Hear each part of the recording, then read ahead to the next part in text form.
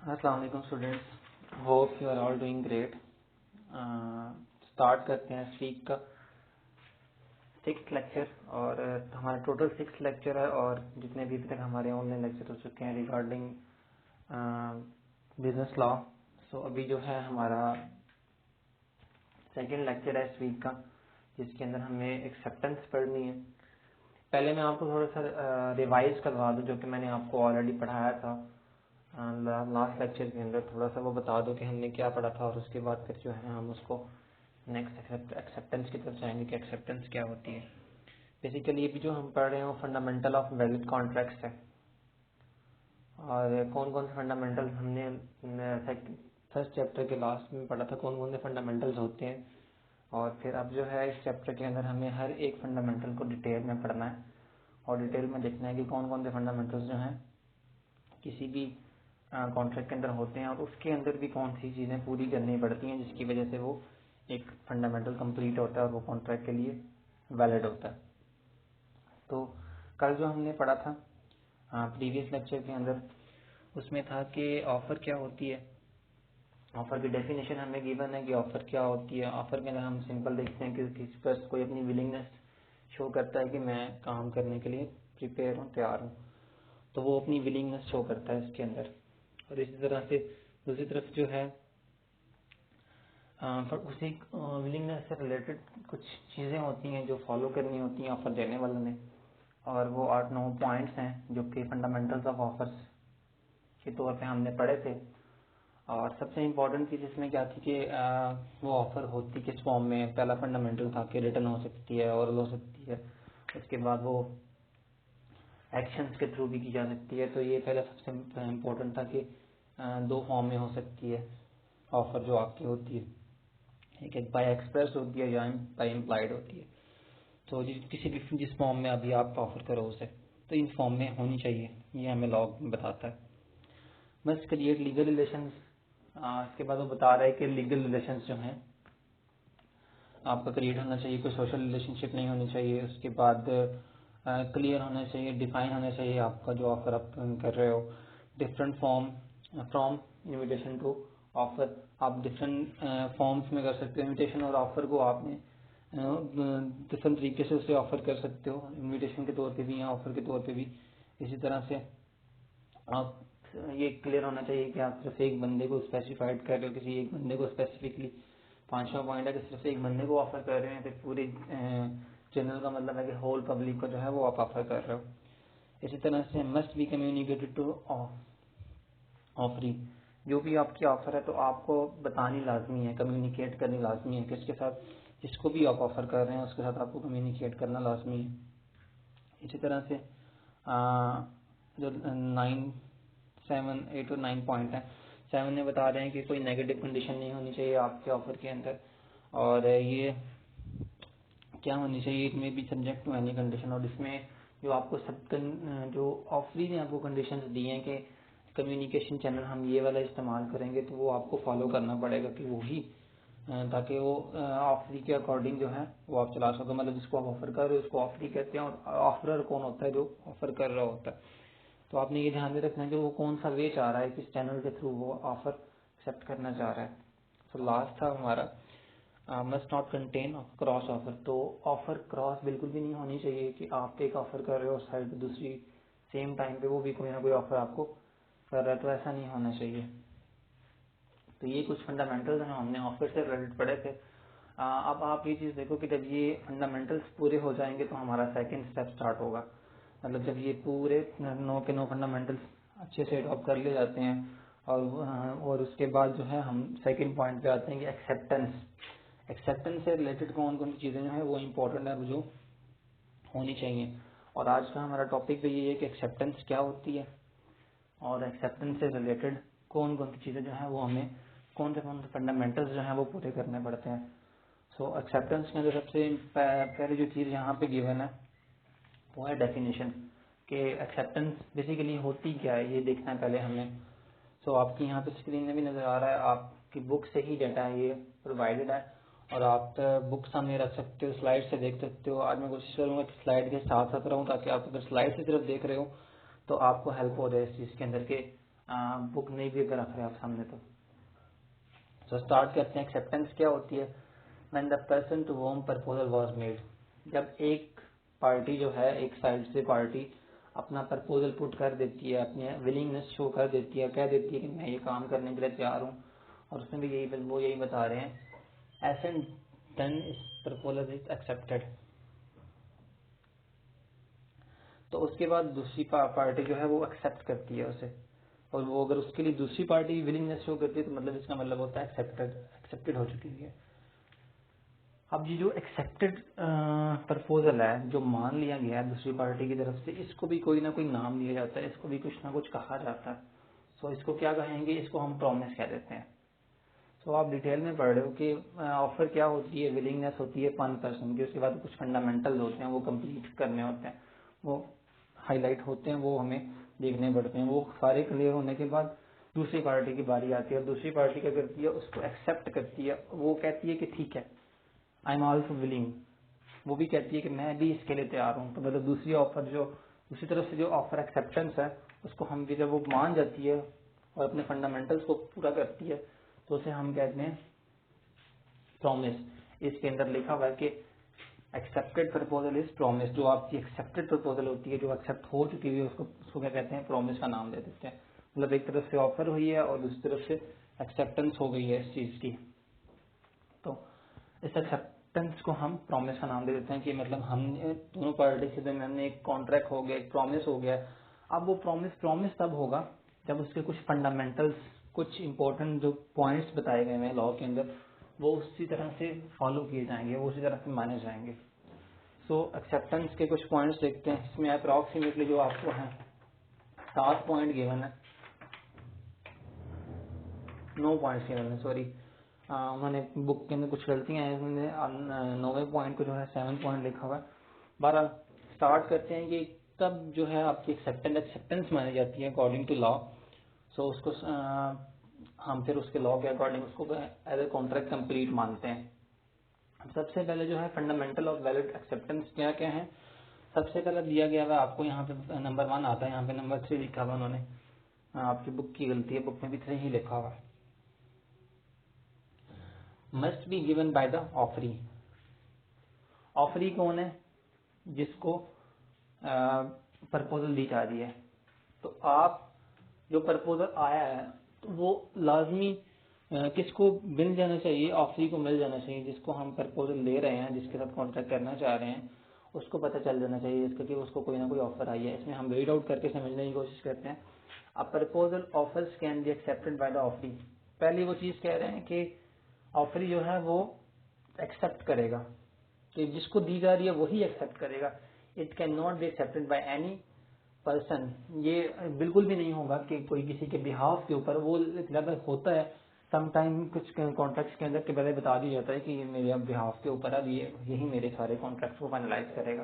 पर लेकिन फर्स्ट कोई भी आप कॉन्ट्रैक्ट कर रहे हो तो आपके लिए ये चीज इंश्योर करना लाजमी है कि जिसको ऑफर मैंने दी है वही एक्सेप्ट कर रहा है कि नहीं, उससे एक दफा इंश्योर करना लाजमी है। सो बेस्ट वन पार्ट ये होता है कि वही बंदा जो है क्या करे, उसको एक्सेप्ट करे। A proposal offer can be accepted by the offeree. Offeree उसे एक्सेप्ट कर सकता है। It can not be accepted by any person without ascent of offeree.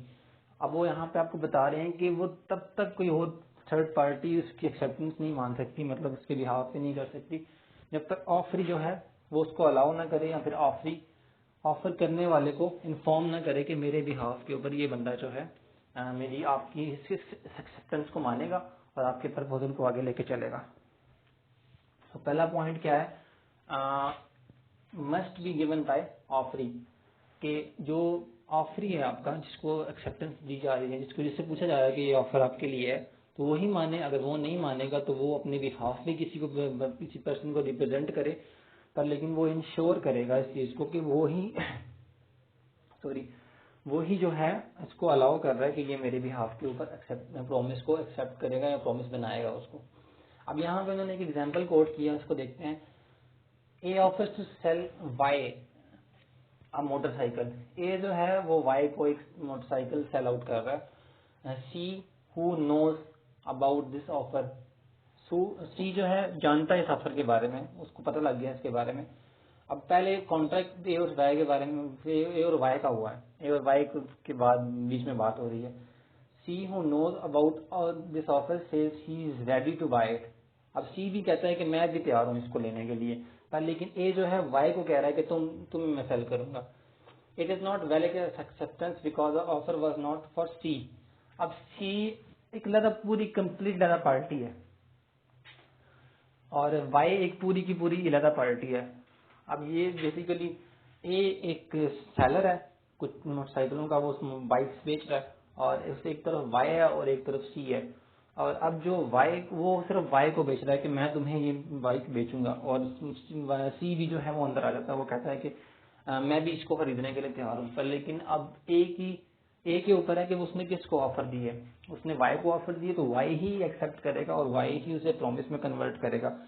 इस चीज के बिल्कुल भी ये नहीं कि ना सी ये नहीं कह सकता कि मैं तैयार हूं लेने के लिए, क्योंकि वाई सी जो पार्टी है वो एक थर्ड पार्टी है, वो एक बिल्कुल इरेलीवेंट पार्टी है। उसको ना ही वाई ने कोई इख्तियारात दिए हैं कि आप इस तरह से करेंगे मेरे भी हाथ पे वो ले लें, और ना ही कोई उसने खुद एक्सेप्टेंस बताई है।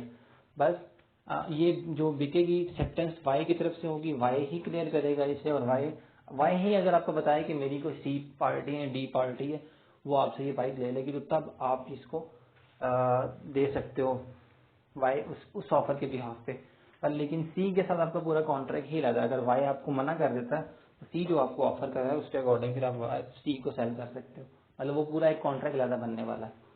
सो इस पॉइंट में हम क्या देख रहे हैं, must be given by the offeree. तो इसमें पॉइंट का मतलब है कि जिसको ऑफर दी जा रही है वो ही ऑफर को एक्सेप्ट करेगा और वो ही ऑफर को आगे फर्दर प्रोसीड करेगा। अगर वो नहीं करता तो वो अपने बिहाफ पे किसी पर्सन को बताएगा कि ये पर्सन जो है मेरे बिहाफ पे आपकी प्रपोजल को मानेगा और आपके साथ प्रॉमिस करेगा और वो आगे उसको लेके चलेगा। आगे हमारा नेक्स्ट पॉइंट है, सेकेंड पॉइंट है एक्सेप्टेंस का, must be absolute and unconditional.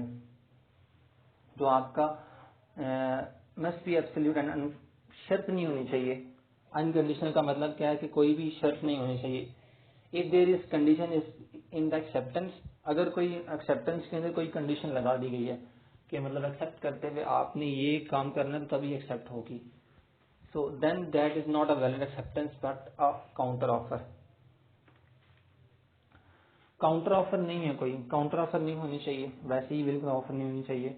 और सबसे बड़ी चीज जो अनकंडीशनल होनी चाहिए कि एक्सेप्ट करने वाले पर्सन को फ्रीडम होनी चाहिए इस चीज की कि वो फ्रीली उसको एक्सेप्ट करे विदाउट किसी थ्रेटन के, किसी दबाव के, किसी भी प्रेशर के अगेंस्ट जो है वो बिल्कुल फ्री होके जो उसको ऑफर करवाई जा रही है, जो उसको ऑफर दी जा रही है वो उसको एक्सेप्ट करे। तो यहाँ पे सेकंड पॉइंट के अंदर जो हमें मेन चीज बताई जा रही है वो क्या है कि आपकी जो ऑफर जो दी गई है वो अनकंडीशनल होनी चाहिए। एक्सेप्टेंस जो है उसमें एक्सेप्ट करते हुए कोई उसको कोई कंडीशन नहीं माननी पड़ रही, कोई उसको उसके ऊपर कोई दबाव नहीं है। अब इसको और क्लियर करते हैं, जो उन्होंने एग्जांपल कोट की है उसको समझने की कोशिश करते हैं। X offers to sell his books to Y 200 अब एक्स जो है वो वाई को 200 की बुक सेल कर रहा है, but why replies, but why जो है जवाब देता है that he will buy for 100। अब वो कहता है कि देखो अब वो बार्गेन पे आए हैं, वो कहता है नहीं मैं 200 की नहीं मैं 100 की खरीदूंगा। So this is not acceptance but a counter offer. इसका मतलब ये नहीं है कि वो मना कर रहा है, वो खत्म कर रहा है इस चीज को। वो कह रहा है कि नहीं मैं मानूंगा तुम्हारी बात, ठीक है, पर लेकिन मुझे लगता है कि इसकी प्राइस जो है ये होनी चाहिए, तो अगर आपको ये ठीक लगती है तो हम कॉन्ट्रैक्ट कर सकते हैं, तो हम इसको आगे प्रोसीड कर सकते हैं। तो इम्पोर्टेंट चीज क्या है इसमें कि अगर काउंटर ऑफर है तो सुननी चाहिए, फिर ऑफर को, और जो जिसने ऑफर को ये बात सुननी चाहिए कि ऑफर ही क्या कह रहा है, किस वजह से वो मना कर रहा है, किस वजह से वो चेंज करना चाह रहा है। सो फिलहाल तो अनकंडीशनल होनी चाहिए, ये नहीं कि 200 की ही देनी है। वो तो एक होता है कि फिक्स प्राइस है, तो वो तो ऑफर का फाइनलाइजेशन है कि अगर ये मानते हो तो ठीक है, नहीं तो आप आगे जा सकते हो किसी और शॉप पे। सो अगर तो ये फिक्स नहीं है तो उसकी तरफ से भी एक ऑफर होगी, और ऑफर क्या होगी कि ये इतने की नहीं है जो आप कह रहे हो, इस तरह से नहीं सीन चल सकता। तो मेरी ये ऑफर है, आप भी देख लो, अगर आपको एक्सेप्ट है हम फिर आगे प्रोसीड कर सकते हैं, इसको एक प्रॉमिस में कन्वर्ट कर सकते हैं। तो यहाँ पे है कि must be absolute and unconditional, absolute होनी चाहिए और विदाउट अनकंडीशन नहीं होनी चाहिए। उसके अंदर के 200 फिक्स है और उसके ऊपर नहीं जा सकते। अगर फिक्स है तो उसके अकॉर्डिंग फिर वही चीज़ एक्सेप्ट करनी पड़ती है ऑफर को। अब नेक्स्ट क्या है, थर्ड पॉइंट, यहाँ पे फिफ्थ लिखा हुआ आपकी बुक में, कुछ काउंटिंग में प्रॉब्लम है। बहरहाल फिफ्थ पॉइंट क्या है, इसके अंदर आपका लिखा हुआ कि must be in prescribed manner, जिस तरह से बताया गया है उसी तरह से आपने इसको आगे प्रोसीड करना है। Must be in prescribed manner, इसका मतलब क्या है, acceptance should be made in manners described in the offer. Offer के अंदर कुछ चीज़ें बता दी गई होती हैं कि इस तरह से ये चीज़ होगी। मतलब ये इस गाड़ी के अंदर इतना इंजन है, इस गाड़ी के अंदर जो है इतनी स्पीड की लिमिट्स है, और ये इसमें साउंड सिस्टम है, इसकी डिफरेंट बॉडी पार्ट्स के बारे में बताया गया। मतलब पूरी बॉडी से रिलेटेड उसकी जो है इक्विपमेंट्स, जो भी चीज़ आप सेल कर रहे हो, पूरी उसकी लिस्ट बताई गई होगी कि ये चीज़ें इसके अंदर लगी हुई हैं, ये चीज़ें ये इसके साथ हैं। तो वो जितने भी मैनर्स, मतलब must be in prescribed manner का मतलब है जो भी चीज़ें बताई गई नहीं होगी वो उसके अंदर शुड बी देयर, वो उसके अंदर होनी चाहिए। वो उसी तरह ही सारी चीज़ें उसको ऑन कर रहा हो, वो चीज़ जो भी आप बेच रहे हो। मतलब फ्रिज है तो फ्रिज की वो कैपेसिटी के बारे में बताएगा, उसकी इलेक्ट्रिसिटी के बारे में बताएगा कि कब तक ये विदाउट इलेक्ट्रिसिटी भी है वो ठंडा करके रख सकता है। ऑल डैट सारे प्रिस्क्राइब्ड मैनर्स उसके बारे में बताए जाते हैं। तो सारे प्रिस्क्राइब्ड मैनर्स उसमें होने चाहिए। Acceptance should made in the manners describe in the offer. तो आप ये चीज़ इंश्योर एक्सेप्ट करते हुए आप ये चीज़ इंश्योर करते हो कि जो ऑफर है उसने सारी चीज़ें जो हैं मुझे बता दी हैं, और वो 8-10 चीज़ें इस प्रोडक्ट के अंदर हैं वो वाकई में मैंने चेक कर ली हैं। हाँ बिल्कुल, वो आप फ्रिज एक दिन के लिए क्या करते हो, या कार को आप एट ए ट्रायल यूज़ करते हो तो पता चलता है हाँ बिल्कुल सारी चीज़ें इसमें लगी हुई हैं और वाकई में है। और इस तरह से जैसे हम सेकेंड हैंड मोबाइल लेते हैं तो हम एक दफ़ा 1-2 दिन के लिए चेक करने के लिए लेते हैं कि ये जो चीज़ें बता रहा है कोई चीज़ें ख़राब तो नहीं है, कि वाकई में ठीक है कि नहीं। तो हम उसे 2-1 दिन यूज़ करके तो उसको बताते हैं कि हाँ ये प्रिस्क्राइब मैनर के अकॉर्डिंग, प्रिस्क्राइब मैनर का मतलब है कि सारी जो कंडीशन आप बता रहे हो ये बिल्कुल वैसे ही है। सो फिर हमें एक्सेप्टेंस करने में आसानी होती है, हमें उस बात को मानने में आसानी होती है कि वाकई में ये जो चीज़ बता रहा है ये झूठ नहीं बोल रहा, वाकई में ये सारी चीज़ें जो हैं वो इसमें लगी हुई हैं और ये इसी तरह से ही प्रोडक्ट है। Acceptance should be made in the manner prescribe in the offer. अब एक और चीज़ कि अब acceptance was prescribe bye telephone. अब इसमें इस वजह से भी है कि जो एक्सेप्टेंस है ऑफर की साइड से भी, अब ऑफर करवाई जाती है, बताया जाता है, तो वो उनको कहते हैं कि एक ये चीज़ है कि जब हम इसको प्रोसीड करेंगे, जब आप एक्सेप्टेंस करोगे तो आपने टेलीफोन के थ्रू करनी है, या हमें सब आप कॉन्ट्रैक्ट को आगे टेलीफोन के थ्रू लेके चलना है, जिस तरह से भी लेके चलना है। तो इसमें वो आपके प्रिस्क्राइब मैनर के अंदर मतलब कि लिखा हुआ होता है ऑफर के अंदर कि अगर ये चीज़ आप लेना चाहोगे, सारी चीज़ें मिलेंगी तो ये 40,000 से कम की नहीं होगी। ये मतलब फ्रिज या कार जो है, ये कार जो है 15 लाख से कम नहीं होगी, इस तरह से। तो इस तरह से जब एक्सेप्टेंस वो कह रहा है कि जब हम इसको आगे लेके चलेंगे तो हमारी जितनी भी आगे फर्दर होगी, मैंने आपको कॉल की है बाय टेलीफोन, तो हम आपको मुझे भी टेलीफोन में ही कॉल करनी है, मुझे टेलीफोन से ही रब्ता करें उसको एक्सेप्ट करने के लिए, ना कि आप इसको बाय लेटर करें। तो आपको ये बात अब ऑफर की माननी पड़ेगी कि आपको उसको जो रिप्लाई करना है उसको किस में करना है, टेलीफोन के अकॉर्डिंग करना है। यहाँ पे लिखा हुआ है acceptance was prescribed bye telephone, कि एक्सेप्टेंस इसलिए मानी गई है, ये बताई गई है कि वो टेलीफोन के अकॉर्डिंग होगी, but given by letter so it is invalid acceptance. सो दोनों पार्टीज प्रपोजल वाला एक्सेप्टेंस वाले की बात मानता है। हमने पहले पढ़ा था कि टेलीफोन के थ्रू हम बात करेंगे, तो अगर वो लेटर भेज देता तो वो इरेलीवेंट हो जाएगा, वो इनवैलिड कॉन्ट्रैक्ट हो जाएगा। और ये भी कहता है कि मुझे टेलीफोन के अकॉर्डिंग जो है वो एक्सेप्टेंस चाहिए।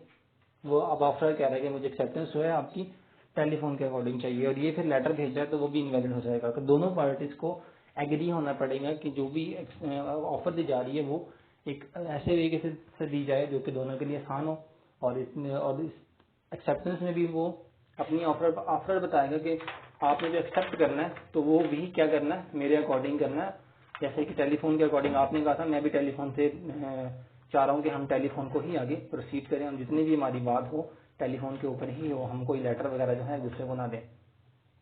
सो इसके अंदर क्या पॉइंट है कि मस्ट बी एब्सोल्यूट एंड इसके अंदर है must be in prescribe manner, कि जिस तरह से आप सारी प्रोडक्ट के बारे में बताया गया और एक्सेप्टेंस किस तरह से मानी जाएगी वो आपने इसमें देखना है। मेन इसमें चीज ये है कि जिस तरह से आपका ऑफरर कह रहा है कि मुझे टेलीफोन से ही आपसे फर्दर कम्युनिकेट करना, उसको लेके चलना, उसको फिर आपको उसी तरह से ही प्रोसीड करना पड़ेगा। अगर आप कहते हो कि नहीं मुझे नहीं टेलीफोन अवेलेबल और मैं नहीं टेलीफोन से कर सकता, तो फिर ये आपकी इनवैलिड हो जाएगा, आगे नहीं प्रोसीड नहीं कर पाएगा आप ये कॉन्ट्रैक्ट। अब इसके बाद है must be communicated to the offeror. If acceptance is given to an offer then, अब वो कह रहे हैं it must be communicated to the offer. Simple सी बात है, आपने ऑफर जब आपने एक्सेप्टेंस दे ली है तो आपने उसको कम्युनिकेट करना, ऑफर की तरफ से बताना है। If acceptance is given to the offer then it must be communicated to the offer. जब आपने एक चीज को एक्सेप्ट कर लिया है, एक चीज को मान लिया है, उसने जो ऑफर आपको दी थी उस ऑफर को आपने एक्सेप्ट किया, तो आपके ऊपर लाजिम है कि आप उसको रिप्लाई करो, आप उसको बताओ कि यार मैंने आपकी एक्सेप्टेंस मान ली है, मैं इसको आगे प्रोसीड कर रहा हूँ, तो आपके ऊपर ये लाजमी हो जाएगा। ये हमारा फोर्थ पॉइंट है, जिसमें क्या करना है कि आपने एक्सेप्ट करने के बाद उस पर्सन को रिप्लाई करना है कि मैंने एक्सेप्टेंस मान ली और हम आगे चल रहे हैं। अब यहाँ पे उन्होंने एक एग्जाम्पल कोट की है, वो देखते हैं। Government hospital incharge received offer. अभी गवर्नमेंट हॉस्पिटल है और वो मेडिकल सप्लाई, अब वो क्या कर रहा है, उसने एक्सेप्टेंस शो करनी होती है कि मैं आपसे सप्लाई लूंगा मेडिसिन के जो भी है। He approved and put letter in his briefcase and forget about it. अब सारा कुछ कर लेते हैं, एक्सेप्ट कर लेते हैं, पर लेकिन वो अपना जो लेटर है जिसके ऊपर उन्होंने एक्सेप्टेंस की है वो भूल जाता है ब्रीफ केस में रख के, गवर्नमेंट का मुलाजिम, और वो उसको याद नहीं रहता। तो उसके बाद क्या होता है, letter at the time of delivery when medicine is not supplied. Definitely जब आपने उसको वो रिप्लाई भेजा ही नहीं है, आपने साइन करके भेजा, प्रूव कर लिया है, साइन किया, प्रूफ किया, ठीक है यार इसने मेडिसिन लेनी है, अब आपने अपने पीएन को दिया कि ये किसी तरह से पहुंचा दो, और पीएन जो है गलती से वो ब्रीफ केस में रख देता है, उसको याद नहीं रहता कि उसको उधर जाना, तो डेफिनेटली आपकी सप्लाई ऑन द टाइम नहीं आएगी। सप्लाई क्यों नहीं आएगी? क्योंकि आपने उसको वो रिप्लाई नहीं दिया, आपने उसको वो लेटर वापस नहीं भेजा या कॉल नहीं की कि आपने एक्सेप्टेंस कर लिया। Letter at the time of delivery when medicine not supplied and he could neither hold supply responsible, क्योंकि इसमें अंदर सप्लाई रिस्पॉन्सिबल नहीं है, आपका रिप्लाई उसे मिला ही नहीं है, तो जवाब मिला ही नहीं है कि आपने ऑफर का क्या किया, आप जाना चाह रहे हो कि नहीं जाना चाह रहे। ना ही रिस्पॉन्सिबल है supplier sue the supplier nor sub supplier, because ना आप उसके ऊपर सू कर सकते हैं और ना ही वो रिस्पॉन्सिबल है इस चीज का, because acceptance was not communicated to the offer. क्योंकि जो सप्लायर है, जो ऑफरर है, उसके साथ आपने कम्युनिकेट ही नहीं किया, आपने बताया ही नहीं उसे कि मतलब कि आप उसको एक्सेप्ट कर रहे हो कि नहीं कर रहे हो, आप उसके साथ जाना चाह रहे हो कि नहीं जाना चाह रहे हो। सो ये बहुत इंपॉर्टेंट चीज है कि आपने जब एक्सेप्ट कर लिया है, जब आपने उस चीज को मान लिया है कि आप वो चीज लेके चलना चाह रहे हो, तो ये आपके ऊपर एक ड्यूटी आ जाती है कि आपने फिर रिप्लाई बैक करना है। रिप्लाई बैक का मतलब क्या है कि उससे बताना है कि हम आपके साथ चलना चाह रहे हैं और ये एक्सेप्टेड लेटर है और आगे प्रोसीड करते हैं आप। इस तरह से उन्होंने गवर्नमेंट की एग्जांपल दी हुई है कि गवर्नमेंट हॉस्पिटल है और उसका जो हेड ऑफ डॉक्टर है वो उसको प्रूव करता है कि मेडिसिन जो है हम इस सप्लायर से लेंगे, और वो जब साइन करके दे देता है तो पीएन जो है वो भूल जाता है, पीएन उसको भेजना भूल जाता है एक्सेप्टेड लेटर को। सो इसमें सप्लायर की कोई गलती नहीं, क्योंकि उसे एक्सेप्टेड लेटर ही नहीं मिला, क्योंकि जब तक एक्सेप्टेड लेटर नहीं मिलेगा तब तक वो सप्लाई तैयार नहीं करेगा, जब तक वो सप्लाई भेजेगा नहीं। तो इसके लिए बहुत लाजमी है कि आप ये इंश्योर करो कि उसको एक्सेप्टेंस लेटर मिल गया। अगर उसको एक्सेप्टेंस लेटर नहीं मिला तो वो ना तो आप उस पर केस कर सकते हो, ना ही उसको ब्लेम कर सकते हो कि आपने मुझे नहीं भेजा, क्योंकि ये गलती आपकी तरफ से है। इसके बाद क्या है, आपका फिफ्थ पॉइंट है मे बी एक्सप्रेस्ड और इम्प्लाइड। ये पॉइंट हम डिटेल से ऑफर के अंदर पढ़ चुके हैं कि रिटर्न क्या होता है और एक्सप्रेस क्या होता है और इम्प्लाइड क्या होता है। सिंपल सी बात है कि हम एक्सप्रेस में दो चीजें लेके चलते हैं, एक ओरल और एक रिटर्न। तो आपके लिए लाजमी है कि अब आपने एक्सेप्टेंस कर लिया तो आप किसी भी फॉर्म के अंदर उन्हें रिप्लाई करें। या फिर आप रिटर्न भेजें उन्हें जिस तरह से भी वो मांग रहे हैं जो भी है, या फिर आप उनको ओरल फॉर्म के अंदर जो उन्होंने कहा है कि आप कॉल भी कर सकते हैं। तो जो भी आपका प्रिस्क्राइब मैनर के अंदर जो बताया गया हुआ है उसके अकॉर्डिंग आप उन्हें कॉल करें, आप उन्हें लेटर भेजें, जो भी करें आप उसको उन्हें बताएं। तो अब ये लाजमी नहीं है कि वो यहाँ पे बता रहे हैं कि किस किस फॉर्म में आपकी एक्सेप्टेंस हो सकती है। वो आपकी एक्सेप्टेंस जो है बाय रिटन भी हो सकती है, बाय ओरल भी हो सकती है, इसको कहते हैं एक्सप्रेस। और सेकंड वाला क्या है, it can also be implied, वो आपकी एक्शंस के अकॉर्डिंग भी हो सकती है। कि मतलब आप वो लिख के भेजते हैं कि आप 7 तारीख तक हमें जवाब दें, अगर 7 तारीख तक आप ये जवाब नहीं देंगे तो हम इसको एक्सेप्टेंस मानेंगे। तो वाकई में वो एक्सेप्टेंस मानी जाती है। फिर वो आपकी एक्ट के अकॉर्डिंग होती है कि अगर जो आप एक्ट करके बताते हो, जैसे हमने विंडशीट क्लीनर जो है उसकी एग्जांपल ली थी कि जो आपका गाड़ी का शीशा है वो आके बच्चा साफ करना शुरू कर देता है विंड क्लीनर, तो उसके आप मना नहीं करते, उसका मतलब है आप उसे मना नहीं कर रहे तो आप उसको एक्सेप्ट कर रहे हो उस चीज़ को। यहाँ पे उन्होंने एक एग्जांपल दी हुई है, उसको देखते हैं कि क्या है। वही एग्जांपल कोट की हुई है जो कि हमने ऑलरेडी पढ़ी हुई है। At a crossing on a road when a car stop, गाड़ी रोड क्रॉस करते हुए गाड़ी रुकती है। A boy came and started wiping the wind screen of the car. अब जो विंड स्क्रीन को एक बच्चा आके साफ करना शुरू कर देता है, एक लड़का आके साफ करना शुरू कर देता है। The car driver did not say anything, अब वो उसे मना नहीं करता। उन्होंने कहा है कि वो उससे मना नहीं कर रहा कि यार नहीं करो, मुझे नहीं साफ करवाना, तो इस चीज का कोई उसने एक्शन नहीं लिया। So it will be considered then the deliver accepted. तो मना ना करने का मतलब है कि आप उसको एक्सेप्ट कर रहे हो, आप उसको मान रहे हो कि ये साफ करो। फिर इसका मतलब ये नहीं है कि बाद में आप कहोगे कि मुझे साफ करवाना नहीं था, तुमने क्यों किया। ये आपकी एक्सेप्टेंस एक तरह से होगी, और उसके बाद जब वो साफ कर लेगा तो आपको उसको पेमेंट करनी होगी। लास्ट में लिखा हुआ है the offer of a boy to clean the windscreen, hence it is a valid implied acceptance. इसके साथ आप एक्ट करके, आप एक्शन से बताते हो, वो आपका एक्शन क्या है, जो आप उसे मना नहीं कर रहे तो वो आपकी एक्सेप्टेंस मानी जा रही है।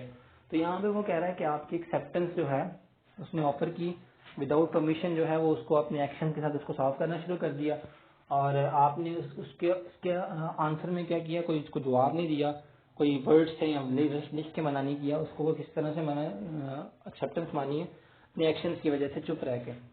सो 3 तरह से आपकी एक्सेप्टेंस जो है वो रिप्लाई बैक हो सकती है, वो मानी जा सकती है।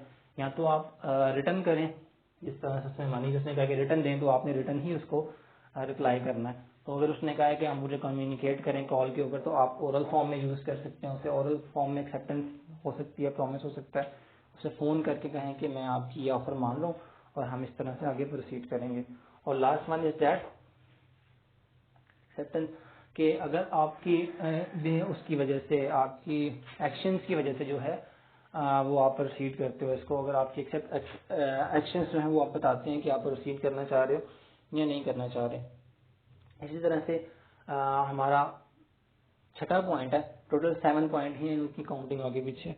सो हमारा छठा पॉइंट है मस्ट फॉलो द ऑफर। अब आपने अच्छी तरह से ऑफर पढ़ लेनी है, अच्छी तरह से ऑफर को देख लेना है कि ऑफर में क्या कहा जा रहा है, फिर उसके अकॉर्डिंग एक्ट करना है। The acceptance must be offer after offer and not before. ये नहीं कि आप पहले एक्सेप्टेंस दे रहे हो कि मैं ये काम करने के लिए तैयार हूँ, आप मुझे ऑफर करें, ये चीज नहीं होती। आपको ये लाजमी करना है कि आपको एक्सेप्टेंस ऑफर के बाद ही होगी। The acceptance must be after offer और नॉट बिफोर। अब ये अब अभी आपको ऑफर आई नहीं है, आपको कोई इनविटेशन आई नहीं है और आप उसके लिए एक्सेप्टेंस शो कर रहे हो कि मैं तैयार हूँ, मैं तैयार हूँ, इस तरह से नहीं होता। इस तरह से वो आपका एक बैड इंप्रेशन पड़ता है, वो आपको नेगेटिव लेते हैं। सो मेन जो चीज़ है वो यहाँ पे जो बता रहे हैं, लॉ के अकॉर्डिंग पहले ऑफर होगी और उसके बाद एक्सेप्टेंस होगी, यही लॉ का, यही अकॉर्डिंग टू लॉ है। सो आपने जब ऑफर हो जाएगी तो उसके बाद आपकी एक्सेप्टेंस होगी, तो आपने ऑफर का वेट करना है और उसके बाद अपनी एक्सेप्टेंस के एक्शन शो करने हैं कि मैं इसके लिए जाना चाह रहा हूँ या नहीं जाना चाह रहा। इसी तरह से एग्जाम्पल में है a company allotted shares to a person who did not applied for shares. अब वो कह रहे हैं कि अब एक कंपनी, अब एक बंदे ने अप्लाई नहीं किया।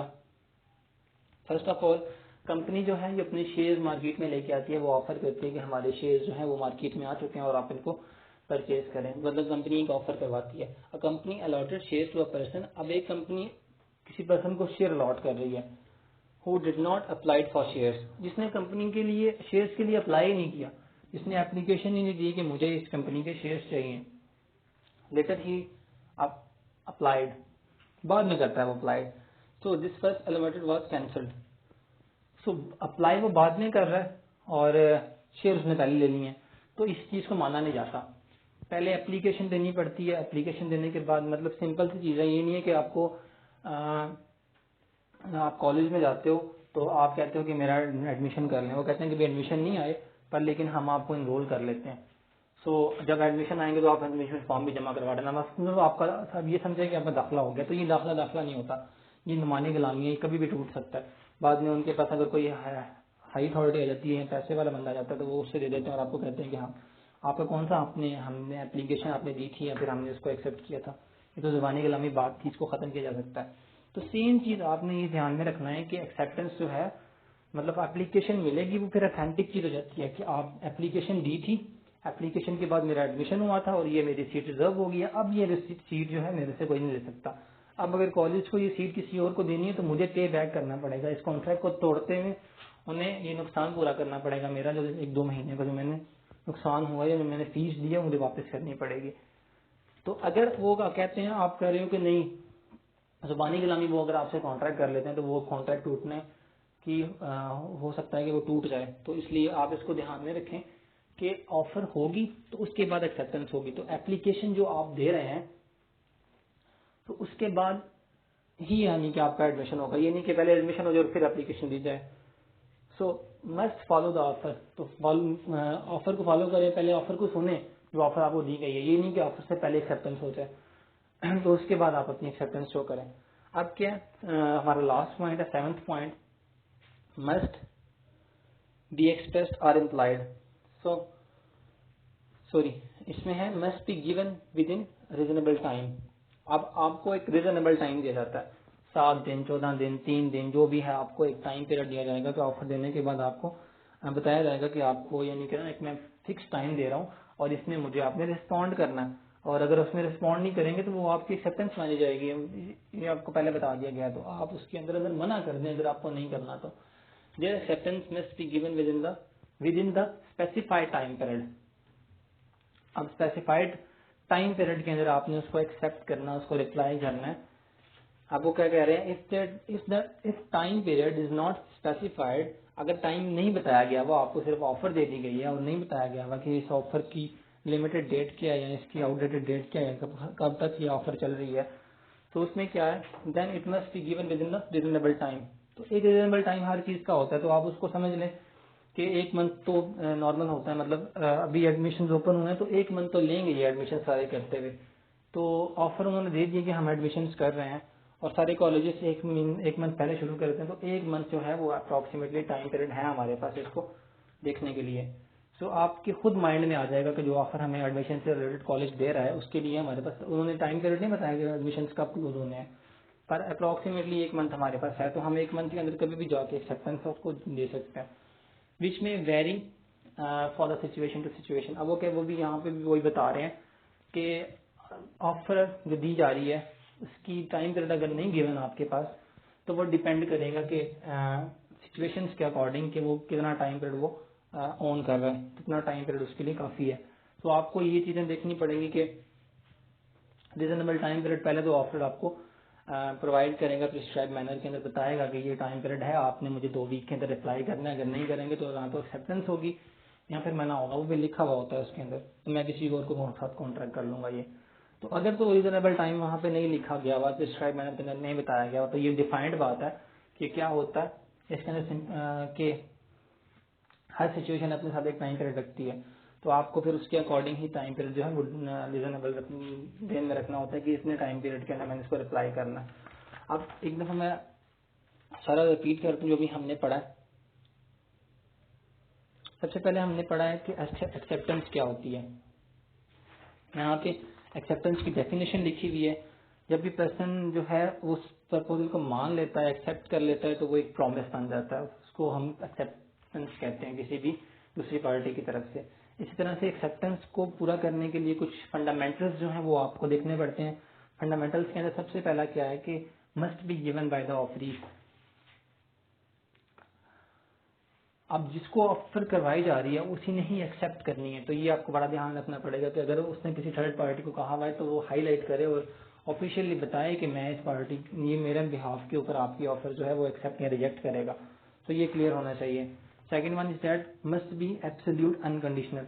तो ये जो आपकी ऑफर है इसके अंदर काउंटर ऑफर हो सकती है। काउंटर ऑफर का मतलब ये है कि वो 200 की नहीं लेना चाह रहा, 100 की लेना चाह रहा है, तो वो 200 वाली ऑफर नहीं मानेगा, वो 100 वाली अपनी ऑफर देगा। तो आपने फिर उसको रिप्लाई करना है कि आप वो 100 वाली एक्सेप्ट करना चाह रहे हैं कि नहीं करना चाह रहे हैं।